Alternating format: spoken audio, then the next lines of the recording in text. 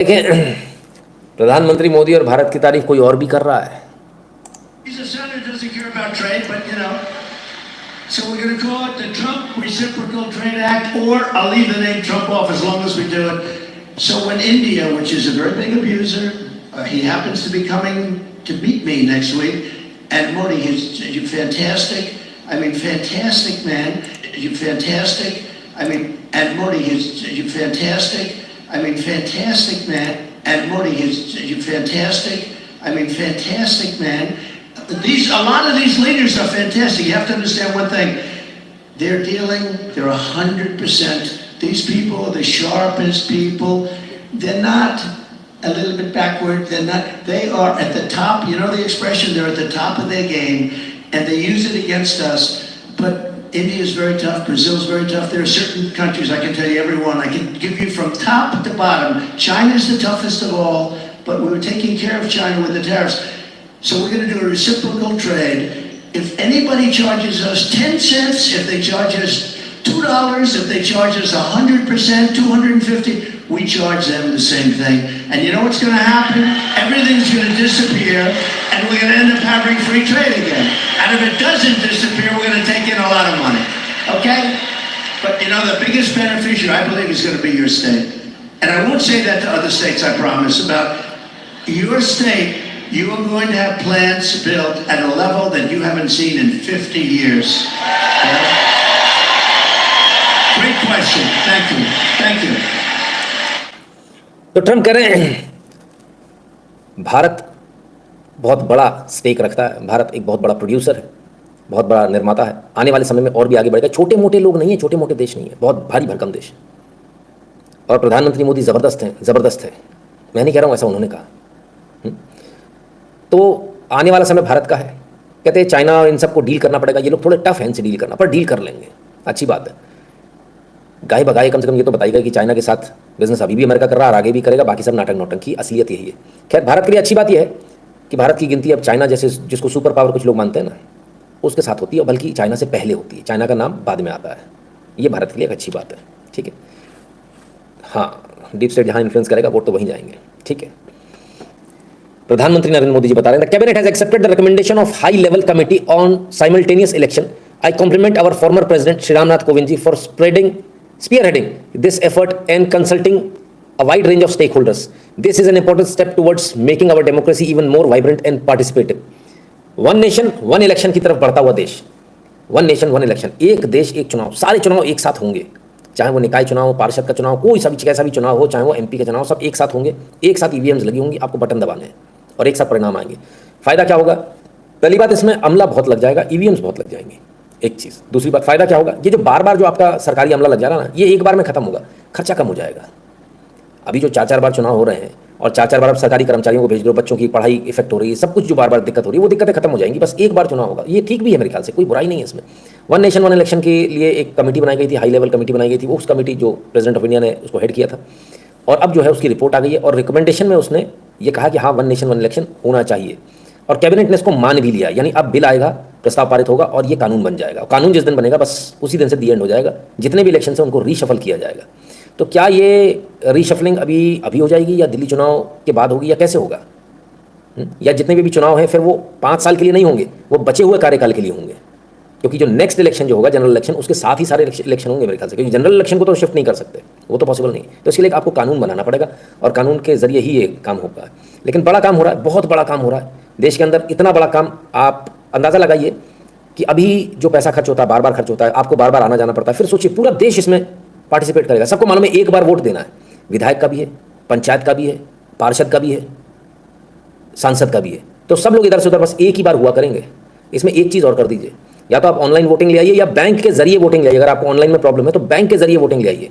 जैसे बैंक से ट्रांजैक्शन करते हैं ना, बैंक के लॉगिन के बाद आप ऑप्शन दे दीजिए वोटिंग का, वोट, तो बैंक खाते के जरिए भी आदमी वोट कर सके।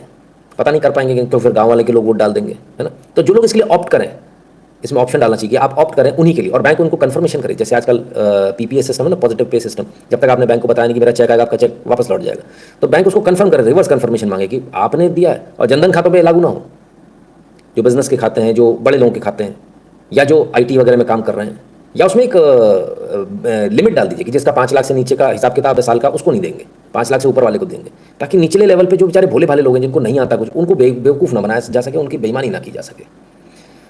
कोई हैकिंग का चांस नहीं होता सर, ऐसे हैक नहीं होता। ऐसे तो आपके हैक होने लगे तो हो गया कल्याण, सारे बैंक अकाउंट खाली हो जाएंगे। सब कहने की बात है, कुछ नहीं होता। एटीएम मशीन पर भी ये सुविधा दी जा सकती है, बहुत सारे ऑप्शन है करने को। खैर, एक बहुत बड़ा काम देश के अंदर हो रहा है, बहुत लंबे समय से पेंडिंग था, लॉन्ग ओवरड्यू, बहुत पहले हो जाना चाहिए था, लेकिन अब हो रहा। वन नेशन वन इलेक्शन मेरे दिमाग में 1990 में आया था। मैंने कहा ये बार बार इलेक्शन क्यों होते हैं? अभी तो वोट डाला था, फिर वोट डालना है, फिर वोट डालना है, फिर वोट डालना है, क्या नाटक है ये? तो एक बार क्यों नहीं करते? लेकिन तब उस समय समझा गया नहीं, पॉसिबल ही नहीं है, ये तो चुनाव अलग है, वो तो चुनाव अलग है। जब मुझे उस समय, जब मैं पहली बार वोटर था, तभी मुझे इरिटेशन होने लगी थी। तो सोचिए कितने लोगों को और भी होती होगी।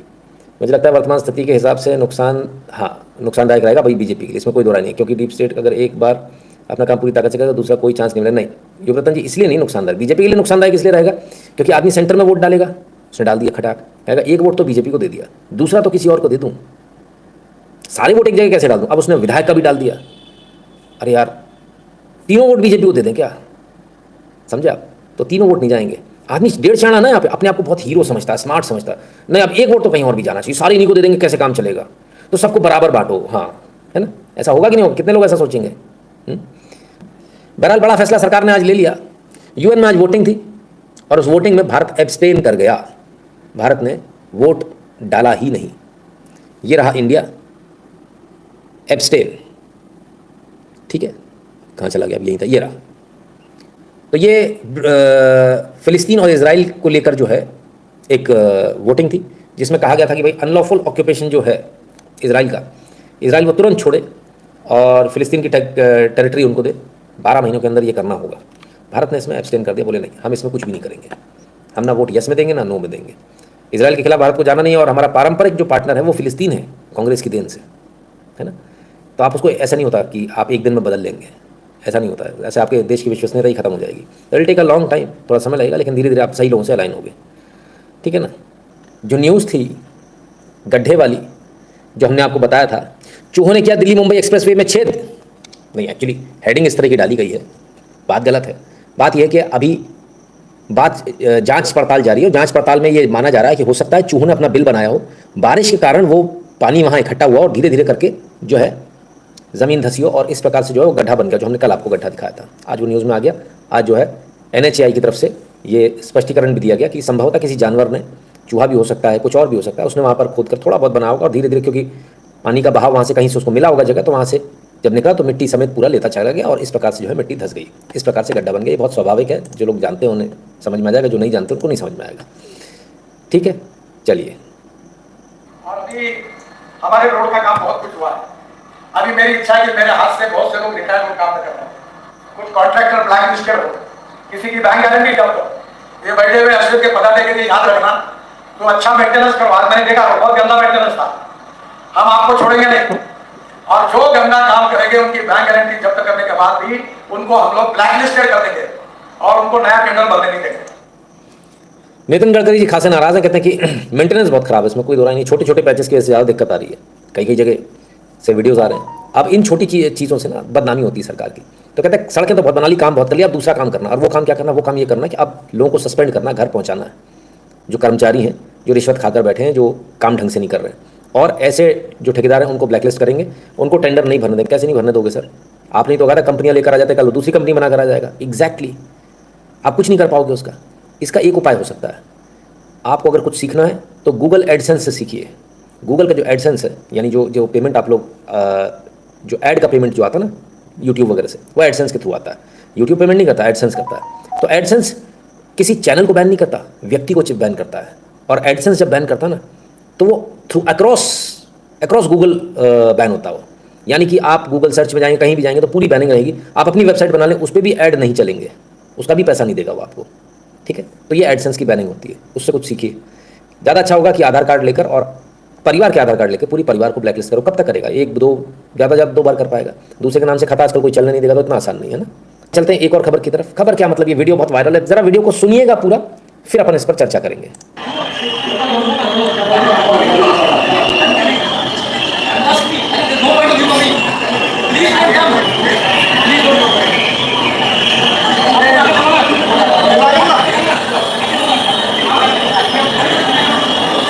अब इस वीडियो को लेकर बड़ा हंगामा मचाया, ट्विटर पे लोग खुश हो गए, सोशल मीडिया पे लोग खुश हो गए, देखो अंबानी के लड़के ने भी ऐसा कर दिया, संस्कार नहीं सीखा, फलाना नहीं हो गया, तो हम क्या चीज़ है ये वो फलाना निकलना।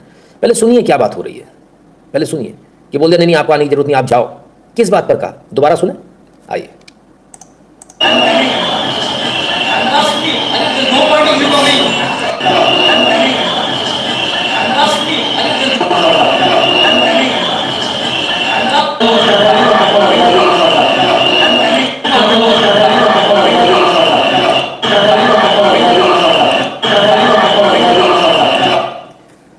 आई am coming to the hospital, मैं हॉस्पिटल आ रहा हूं। तब उनके बच्चे ने बोला, बोले नहीं आपको आने की ज़रूरत नहीं है, it's no point you coming to hospital, trust me, आपको आने की ज़रूरत नहीं है, मैं हूँ अपनी पत्नी के साथ में जा रहा हूँ, आप मत आइए सबको लेकर। इनके बच्चे को प्रॉब्लम है जो बार बार हॉस्पिटल चेकअप, रूटीन चेकअप के लिए जाता है, ठीक है, और उसके लिए अंबानी जी कह रहे थे कि मैं भी आऊँगा, हम सब साथ में चलेंगे। तो उन्होंने बोला नहीं आपको आने की ज़रूरत नहीं, आप मत परेशान हो, आप घर जाइए, ट्रस्ट मी। लोगों ने क्या था क्या बना दिया, क्या मीडिया है, गजब है, ठीक है, क्लियर। चलिए आगे चले, हम वो भी है परेशान सब लोग हैं, क्यों नहीं करते लोग काम, पता नहीं। आइए एक तस्वीर जहाँ सड़क नहीं है वहाँ की भी बताएं, और मैं आप लोगों से चाहूँगा कि आप लोग इस पर जवाब दें, क्या सही है क्या गलत है। इस प्रकार की परिस्थितियों से गुजरने ये बच्चे आ रहे हैं यहाँ से, और ये देखिए माँ बाप इनके लेने आए हैं, क्योंकि बारिश हो गई तो बच्चे इधर उधर ना हो जाएं, कहीं डूब ना जाएं, तो माँ बाप इनको लेने आए हैं, और इस तरह से जो है ये बच्चे अपने ये यहाँ पर रखा और ये ऐसे घर पहुँचते हैं।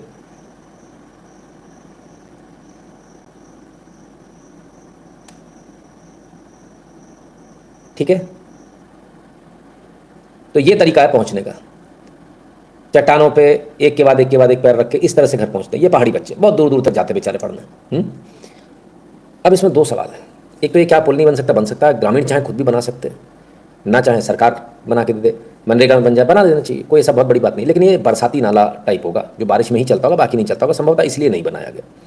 दूसरी एक चीज़ और इसमें आती है, और वो ये आती है, मैं अक्सर देखता हूँ लोग इस तरह की चीज़ें देखते हैं और इसको लेकर सोशल मीडिया पर खासकर ट्विटर जैसी जगहों पर आउटरीच हो जाता है, अरे साहब ऐसा हो रहा है वैसा हो रहा है, ये नहीं होना चाहिए, और यहाँ पर पुल बना देना, सब कुछ कर देना चाहिए। पर मेरा यहाँ पर एक दूसरा एक व्यू है, और वो दूसरा व्यू जो है वो ये है कि ये जो बच्चे हैं ये सामान्य ज़िंदगी में रह रहे हैं, जैसा लाइफ है वैसी रह रहे हैं, इन्होंने प्रकृति को छेड़ा नहीं, इन्हें प्रकृति के साथ रहना आ गया है, और ये बच्चे जुझारू हैं, ये अपने जीवन में बहुत कुछ कर लेंगे। एक बात को अच्छी तरह समझ लीजिएगा, दिल्ली मुंबई और जितने भी शहरों के बच्चे हैं वो तो यहाँ चल भी नहीं पाएंगे, बच्चे जिस तरह से आराम से फुदक रहे हैं ना, वो बच्चे यहाँ चल भी नहीं पाएंगे, अपना पैर तोड़ के बैठ जाएंगे इन पत्थरों में।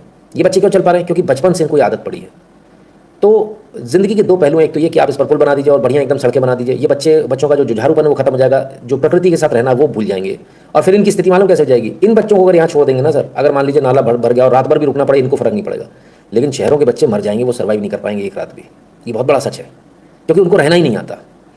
तो क्या किया जाए? क्या उनको वैसे ही रहने दिया जाए, या फिर सब जगह जाकर अपने विकास के नाम पर, ये विकास जो है शहर वाला एक जो टर्म है ये हम हर जगह देना चाहते हैं, क्या देना चाहिए? या फिर वहाँ के लोगों से पूछना चाहिए बच्चों को ऐसे ही रफ एंड टफ रहने दें? ये बच्चे मेरे ख्याल से ज़्यादा ज़िंदगी में ज़्यादा एक्सेल कर पाएंगे।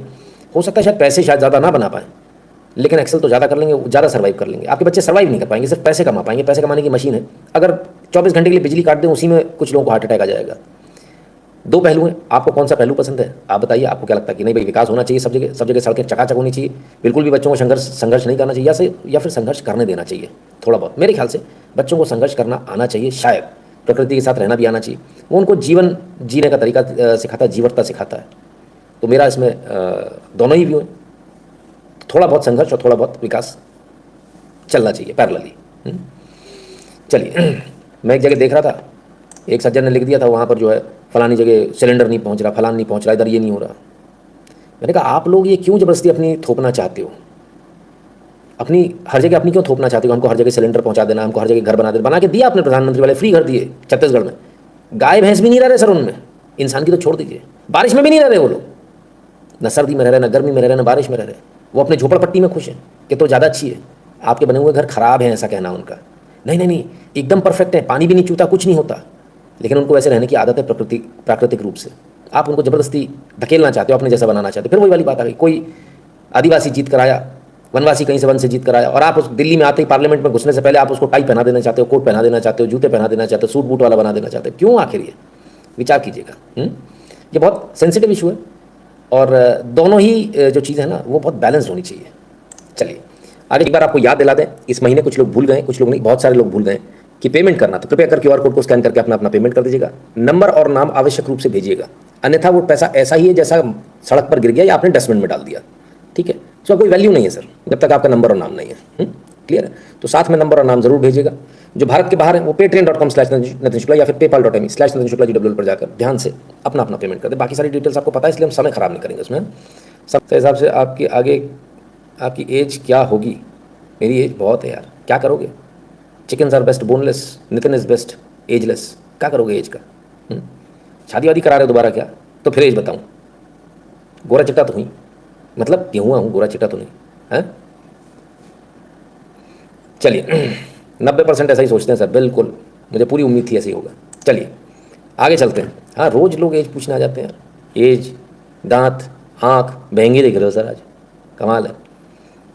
चलो आगे चलते हैं।